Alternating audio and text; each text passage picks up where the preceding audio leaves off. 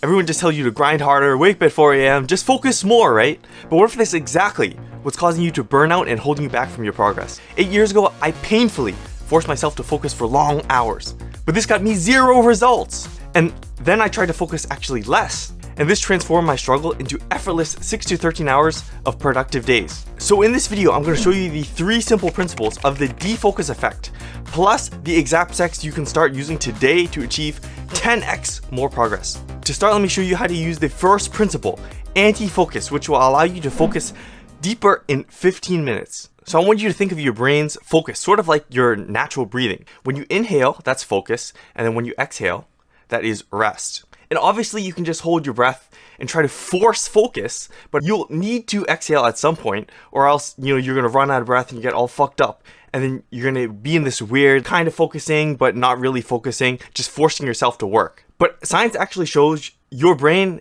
has something called ultradian rhythms. So your natural focus cycle, a 90-minute period where your brain is naturally focused, then it has to dip for just about 15 minutes before it can come back to focus even deeper. And you need these 15 minutes of rest, basically allow your brain to recover to then fall into deeper and deeper focus. Okay, so obviously the answer is just to set this Pomodoro timer, right? I'm sure you've seen this like tomato timer. No, that is completely wrong. I think Pomodoro technique is actually kind of trash because it does a couple of things. Sort of like holding your breath, it forces a time where you try to focus. So for example, if you set like a 90-minute timer or like an hour timer, in your brain, it's not exactly 90 minutes. If it already started to naturally dip into a break period, and then you're like, oh, you look at the timer and there's still 90 minutes left, you try to force it and then you get all fucked up. Or let's say you went into a break and then you set the Pomodoro timer like, oh, I'll do a 15-minute break, but your brain in reality only really needed like 10 minutes. You're like, oh, there's 5 minutes left. You rest a little bit longer, you go to your phone, and then, oh shit, you're scrolling for like 2 hours, wasted all your time. So Pomodoro technique is just like an extra thing that makes your focus more complicated than it needs to be. So if Pomodoro technique is trash, how can you actually tap into your brain's natural rhythm for focus and achieve laser sharp focus at the same time? So this is anti-focus, and there's 3 steps that I personally use to maximize it. The first step is to sync to your cycle. There are 2 options for this, neither of which are timers. Option 1, your body already has a natural timer in it called your bladder. If you're staying hydrated, every about 90 minutes actually, you're probably going to need to take a piss. And even better, it doesn't break your focus, sort of like an alarm from a timer, because you'll feel that sort of urge to piss. If you're still locked in and focused, your brain is able to ignore that, continue to work, and then, when you really need to piss, okay, you can go take a piss. Naturally sync your bladder to your focus. And then option 2, if you absolutely think you need a timer, don't do it. Instead, start a stopwatch at the beginning of your focus work. Don't set an alarm, just work, because when your intention starts to naturally drift away and your brain feels sort of fatigued, usually around 90 minutes, then you can like glance at the stopwatch, see that it's 90 minutes, and then okay, you can take your break. Or if it's too short, then then you know that you should just keep working. Kind of note in your brain how long you've been working, and then take your real break after that period. And then step 2 is to take real breaks. During your natural about 15 minutes dip in focus, completely turn off your brain. Don't go like checking emails, don't scroll social media, don't play a little bit of video games or anything like that in your break. Because this is just a different mental load disguised as rest. It feels fun, spiked your dopamine, so it feels good, feels like rest, but it's not, because it requires your brain's power, which is not really rest. You're not really exhaling at that point. So it's best if you can just, I don't know, you can go stretch your legs or some shit, walk around a bit, get a drink, go outside, or literally just straight up do nothing. Like, I don't know, stare out the window. What I do for myself that I think is most effective is I literally just go boil some water, which takes a couple of minutes, then brew some tea, which takes a couple more minutes, take a piss, and boom, 15 minutes over, good break. Didn't really do anything, mindless task. And step 3 is to hack your rhythm. Look at these 2 charts. Which one do you think is better? You have time and results on each one. So you spend like 2 hours of time and you get 10 out of 10 results, or you can spend 8 hours of time and still only get 10 out of 10 results. The exact same results for a different amount of time spent. Obviously, you want the low time and high results, right? So I realized that after about like 2 p.m. or about 4 p.m., I'm straight up like retarded compared to how I am in the morning. And this is because of circadian rhythms or chronotypes. Ask yourself, are you sharpest in the morning, afternoon, or at night? For example, I'm more sharp in the morning. You may be more sharp at night, sort of like my brother. So schedule your most important or difficult tasks during this natural focus time, and then you can spend the rest of that time doing something else. Okay, now, so with just 15 minutes and syncing your brain's natural rhythm, you get to naturally get more results with less focus time. But what exactly should you be focusing on? Because if you're trying to achieve too many goals, you're gonna fail, right? So now let me show you the second principle of defocus, one sphere, that uses your brain's evolved targeting system to 10x your progress to your goals. So I'm sure you've heard the saying before of hit two birds with one stone. It sounds like a great saying, right? A great way to accomplish more goals. Well, this is actually wrong, at least in the sense of focus. Because if you imagine you're a hunter-gatherer or something like that, and you have a spear, and your survival depends on hitting the target. You have one spear and two different mammoths that you see right in front of you.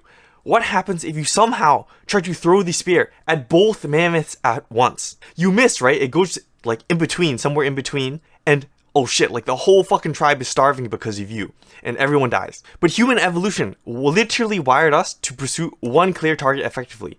Literally, we are the most successful animals on the planet because we evolved to use ranged weapons, like starting with a stone all the way to a spear, and now more like phones and tools, using our minds to hit intangible targets, but still one target at a time. In a modern day, literally invisible targets, like goals for our success, is what we can hit today. Yet, also in modern day, we constantly try to chase multiple mammoths at once, multiple targets, multiple goals. We say some shit like, oh, I need to start a business, I need to find my wife, I need to get shredded, I need to learn a new language, everything this year. And you know what you do? You end up failing everything. Every single year. So how can you pick one mammoth in 1 year and stick with it? Here's how I do it in 3 different steps. So first step is to set one dominant goal. So what is your single most important objective that you want to achieve this year? Just think hard about it. Is it like building a business? Is it a particular job? Is it mastering a particular high income skill? Clearly define that one mammoth. Like you can just first start by listing them all out. And then you go to step 2, which is to actively defocus from the other ones. So obviously, if you keep them in range, if you keep them sort of in your sight, you'll automatically still kind of want to hit them and cause you to miss the mammoth that you actually want to hit. So if you just in your mind completely cross these out, like sure, maybe you can target these goals later on, but by splitting your energy, it makes you shit at everything. So you just want to focus at one thing at once. And step 3 is to adopt long vision.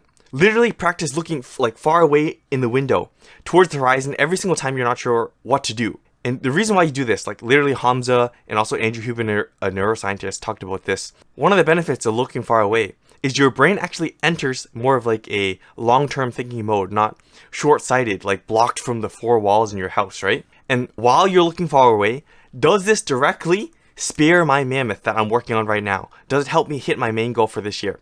If the answer is no, then that is not an opportunity. It's a distraction. So now you're locked into your single target and accurately move to the bullseye. But here's where I used to fuck up, and most productive people literally never fix, because they're constantly obsessed with tracking and measuring their goals, convinced that it's the secret to success. But is that tracking really helping them? So there's this quote from a relatively famous business consultant called Peter Drucker. I don't know who the fuck he is, to be honest, but I heard his quote from a bunch of productivity like guru advice type stuff. It is, what gets measured gets improved. And you know what? I think that shit is wrong. At least when it comes to focus and personal goals, because I used to follow the mainstream productivity advice pretty religiously. I had these like fancy bullet journals, complex habit trackers, and like Notion and shit with like hours worked, pages read, push-ups done, days on NoFact. Every little fucking box, I got like a little fucking dopamine hit from it. I would be like, you know, ooh, I didn't tickle my noodle today for 5 days, 5-day streak. And obviously this felt productive, as maybe it does to you. But what if this is just actually procrastination disguised as productivity? I want you to think about this. If you have 2 different sales guys, like sales guy A here and sales guy B. Sales guy A, he spends every single hour of his day. He meticulously calculates every single fucking metric he can, like hours on a call, average call time, like complex spreadsheets. And he only makes like 20 calls per day. Then you have sales guy B. He spends like 5 fucking minutes. He glances at the revenue real quick, and he just spends the entire fucking day, calls a fuck ton of people. He makes like 100 calls. Who do you think's going to do better? Who's going to bring in more money? Obviously, sales guy B wins every single time, right? Because sales guy A has turned the tracking itself into his goal. Automatic tracking, I think, is fine, but actively obsessing over tracking is just productive procrastination. So what's the better approach to overcome all these productivity guru advice? The third principle of the defocus effect, passive improvement. Here are the 4 steps that I use. So from the other principles of the defocus effect, you're going to have your goal. So you move into the first step here, which is to identify your needle movers. What actual task produces the result that you want? For example, in sales, it would be making the actual calls and writing. It would be actually just putting words on the page. For sales, it's like lifting the weights or doing cardio. And just be honest here, because usually there's only 1 or 2 needle movers, 1 or 2 spears that you can actually take action on to produce the results that you want. Then you want to just move into step 2, which is to maximize your time, putting every last bit of energy into the needle movers that you've identified till you finish them for the day, or after you're like breaking out a task from it. For example, if you remember like rhythm hacking, you also, to make this most effective, you want to schedule these needle movers that you have during that time. Then you can move to step 3, which is to automate or simplify tracking. So passive tracking is of course still good. If you think of a business, a really good example is revenue. It's like automatically tracked in Stripe. Whenever like you make a sale, it's just on there. A good example in real life is like I have a scale at home, which I just step on it, it connects to my phone and Bluetooth, uploads all my like weight and body fat percentage, things like that. And then from that data, I can automatically know just from a glance, like, oh, do I need to eat more calories, less calories, or like just fucking work out more? So then you just go into step 4, which is to compound the results. So you take the dopamine spike that you get from the results and then just feed it back into the whole process of passive improvement to get even more results. So by focusing less, you create a condition to naturally outwork everyone without burning out. This is the defocus effect. But staying focused actually just on one goal is super hard, isn't it? I've seen many people many times I've worked with, if you lack long-term clarity, like 10 years from now, you're going to be miserable as fuck because you're going to end up achieving a goal that you never even wanted in the first place. So how do you structure your days, months, years, or even your entire life around what you truly want to guarantee massive progress without losing your way? Well, you can actually watch this video next, and I'll show you the exact ways you can set up your year and every single year after that to maximize your long-term focus to make sure you achieve the goals that you actually want.